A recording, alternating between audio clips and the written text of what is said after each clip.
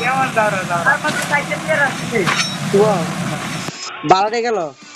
খেলবো বাবা গাড়ি উড়াইছে আমার কাছে মশলা আছে 3 দে ওই তো লাইভ করলে তো মরে যেতে পারে তো তুমি লাইভ করো কেন দেখতো আমার কি আগে তো কি ছিল আরে ভাই তোমার কারাতে বলে দিতেছে দিতেছে দিতেছে